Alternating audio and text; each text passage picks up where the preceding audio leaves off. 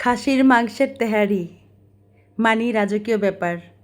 আর সেটা যদি হয় খাঁটি সরিষার তেল আর ঘিয়ের মেলবন্ধনে, তবে তো কোনো কথাই নেই। ভিডিওটি কেমন লাগলো জানাবেন। নমস্কার বন্ধুরা, কেমন আছেন সবাই? আমিও ভালো আছি। তো এই রান্নাটা করেছিলাম 14ই মার্চে বড়দির জন্মদিন উপলক্ষে। তো আগে থেকে ধুয়ে রাখা খাসির মাংস জল ছাড়িয়ে নিয়ে এটাতে টক দই, কাঁচামরিচ বাটা, জিরা বাটা, দারচিনি, এলাচি, লং, গোলমরিচ, জায়ফল, জত্রি দিয়ে তারপর দিয়েছি রসুন বাটা, জিরা বাটা, আদা বাটা, পোস্ত বাটা, বাদাম বাটা, তারপর পেঁয়াজ বেরেস্তা দিয়েছি, লবণ দিয়েছি, সামান্য চিনি দিয়ে ভালো করে মেরিনেশন করেছি অনেকটা সময় ধরে, যাতে মাংসের ভিতরে সব মশলা ঢুকে যায়। আর রান্নাটা করেছিলাম আমি আমার মনের মাধুরী মিশিয়ে, একদম পুরান ঢাকার স্টাইলেই, কিন্তু সেখানে আমি আমার মতো করেই করেছি।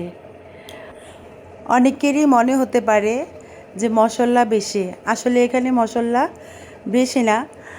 5 কেজি খাসির মাংসে আমি আমার আন্দাজ মতো দিয়েছি। আর আমি কখনোই আলাদা কোনো এসেন্স ব্যবহার করি না, কোনো রান্নাতেই না। চাইনিজ রান্নাতেও আমি টেস্টিং সল্ট ইউজ করি না স্বাদের জন্য, যেটা ক্ষতিকর সেই জিনিসগুলো আমি কখনই ব্যবহার করি না। যেমন তেহারিতে গোলাপ জল, কেওড়া জল, এগুলো কোনোটাই আমি ব্যবহার করি না। তারপর কড়াইতে সরিষার তেল দিয়ে মৃদু আছে মাংসটা রান্না করেছি। মাঝখানে দিয়েছিলাম তেহারি মশলা। তারপর মাংস রান্নার পরে আমি জল গরম করে এতে কাঁচামরিচ, তেজপাতা, দারচিনি, এলাচি দিয়ে ধুয়ে রাখা পোলাও চাল দিয়ে দিয়েছি।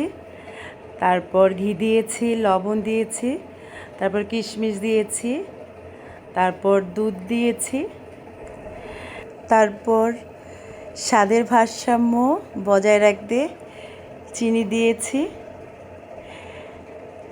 তারপর ভেজে রাখা আলু দিয়েছি, রান্না করা খাসির মাংস দিয়ে হয়ে গেছে আমার তেহারি রান্না। তো এখন আমার ভালোবাসার বাচ্চারা রিভিউ দেবে। ভালো থাকবেন। কে খাবে? মাংস খাবে। কেমন হয়েছে রান্না? নেকা বলো কেমন খাচ্ছ? দীপ্ত বল।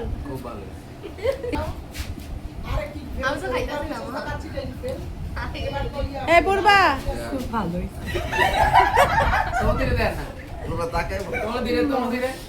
অসাধারণ।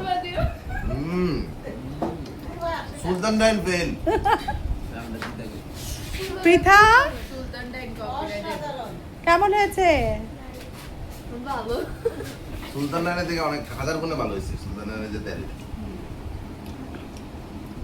খুব সহজ হয়েছে।